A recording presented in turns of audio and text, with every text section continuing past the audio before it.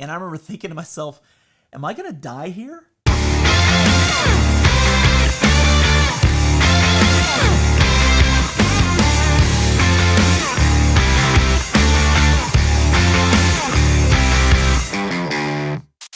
What's going on, guys? My name is John, and I'm all about hiking, backpacking, and gear, and today I want to talk to you about something that can be really scary the first time you try to do it. For a lot of us, when we get started backpacking, we go out because a friend invited us, or because we wanted to try it, but we don't typically go alone. But there comes that day when you take that first solo backpacking trip, and quite honestly, it can be a little scary. Before we get going though, I want you to know we do have a winner from last week's sock giveaway. If you want to find out who won that, I posted a video last night, go check that out.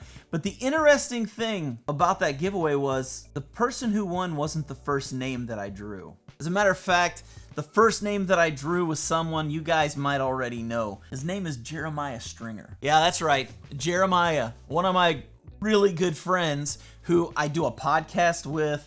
I just hung out with him the other day, working on new podcast ideas. We were socially distancing. We were very responsible with it.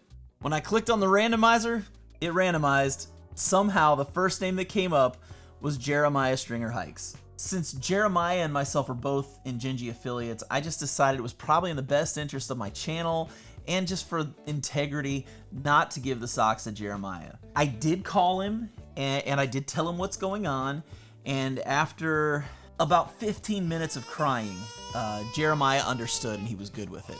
I do want to say a big thank you to all of you who subscribed to the channel and commented on the video. If you haven't subscribed already, it's real easy to fix. Just go to that subscribe button, hit it, and then hit that bell notification. So anytime a video like this comes out, you guys are going to find out about it. Now on to what you're really here to talk about, and that's what do I do when I'm going on my first solo backpacking trip. And truthfully, this is really an important thing because when you're going out with friends, you can occasionally misplace something can malfunction, things can break down, and you're going to be okay because typically your friends will have the things that you don't have, so they can kind of lean on you a little bit, or vice versa, you can lean on them. But when you're on a solo trip, you just can't do that. So the very first thing you need to make sure of when you go out into the backcountry on a solo backpacking trip is to check and recheck your gear list. For me personally, this is a big deal because whenever I go out on a trip, I don't want to be the guy asking to borrow somebody else's gear because I didn't bring my own. So I have a really cool little setup on my phone in my notes app, which is just a checklist with all of my gear. So whenever I go on a trip, I have that gear available to me. And what I'm doing today is I'm making a PDF of that gear list, and I'm gonna make that as a free download in the description below. So if you guys just want a simple gear list that you can look at that will help you to make sure you always have your gear with you when you go out into the backcountry, that's gonna be available with this video. All you have to do is go down into the description, click on the link there, and that'll take you to a page where you can download that gear list. And it's a simple PDF that you can either print out or just keep on your phone as a reminder, but it's something that will help you to be able to constantly check your gear. You don't want to be that person that's always forgetting their stuff. The second thing that you want to make sure that you do before you go out into the backcountry is test your water purification. In other words, make sure your filter's still good. There's nothing worse than getting out on a trip, it's 80 degrees outside, you're stinking thirsty, and you get out there and your water filter is jammed up and doesn't work. And you have to use those water tablets or those water drops that taste awful. You know your water's clean, but it's gross. Always make sure that water filter is working. If it's not working, you're gonna be in big trouble when you get out onto the trail. An easy way to test it is if there's a local stream or a lake nearby that you can go test the water. I would go do that before you go on your trip. Do not, and I can't repeat this enough times, this is something you've really gotta be careful of this, because if you do this, you can screw up your water filter. Don't use tap water. Do not, let me repeat this. Do not use tap water in your filter because of the additives that your water facilities in your towns use to keep your water clean and drinkable. They're putting things like fluoride into your water. and that fluoride actually builds up within your filter, and other minerals will build up within the filter to actually jam up your filter over time. So don't test your water filter on your faucet. Don't do it. It's not a good idea. I promise you, don't do it. Also, after testing your water filter, make sure that you have some kind of water purification in case your water filter's not working right. If it's not working right and you get out into the backcountry and you got this filter that doesn't work and you don't have water purification, I guess you just drink the water and pray you don't get Giardia. Not much fun. Number 3 on this list, make sure you download all of your maps and you have paper maps for all of your trails. This is a really big deal because a lot of people don't download their maps. They get out into the backcountry and there's no cell signal. And when you don't have cell signal and you don't have the maps already downloaded into your phone, it doesn't matter how good your GPS is because you're not going to be able to get where you need to go. Downloading your maps onto your phone is the best option. A great app for this is Gaia. In using Gaia, you can preload your maps so you don't have to worry about getting a cell phone signal to see where you need to go. And because phones have GPS chips, you don't need cell phone service for the GPS to read. I used Gaia for the entire Sheltowee Trace, and it was amazing how accurate the program was. Also, make sure you print out maps. Put them in some kind of a waterproof bag, but have printed maps with you. You cannot go wrong with having a printed map with you on a trip. It is the best form of backup. Your phone can get wet and die. I had that happen to me. Your phone can lose battery. I've had that happen to me. But because I had paper maps, I was able to continue on my hike without getting lost. So make sure if you don't have your maps downloaded, make sure you have those paper maps also printed out and in some kind of waterproof container so that you can have those with you when you go out onto the trail. Here's another tip. It's just a good tip. And it's a good tip if you're going anywhere, but share your GPS signal with someone who can come get you. This is important. Almost every smartphone available today has a feature where you can share your GPS signal with someone who has the same kind of phone. And this is valuable because if you share that GPS signal, it doesn't matter where you get lost, that person has a GPS signal of where you are. And when the person comes to get you, make sure they have downloaded their maps. The worst thing you can do is use something like Google Maps with maps that are not downloaded or preloaded into it.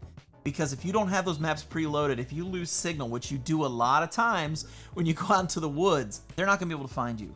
They'll have a GPS signal of where you are, but it's going to be very difficult for them to actually get to you. But make sure before you leave on any trip, share your GPS signal. Tip number 5, make sure all of your battery chargers are completely charged.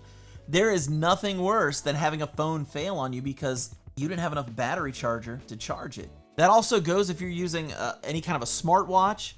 If there are any other electronic devices like your headlamp or other things that you're going to be using, making sure that your battery charger is fully charged and ready to go is a huge deal because you can't get battery charge from your friends. So make sure that you have that prepared and ready because there are electronics we take with us into the backcountry. Make sure that you have enough battery power to charge every one of them. Tip number 6, double check the weather before you go out on your trip. The last thing you want to do is plan for this trip and think it's going to be 75 degrees and sunny. When you get out there, it's 45 degrees and torrential downpours. If you look at one site to check your weather, compare that with 3 or 4 other weather sites.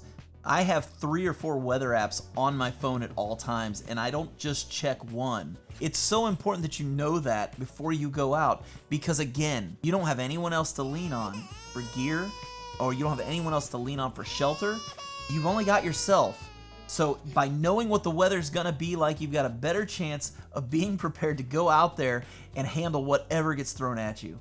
Also, as just a side tip, it's always a good idea to check out your national forest or state forest websites to see if they have any updates on what the trail conditions are out in your national parks or your state parks.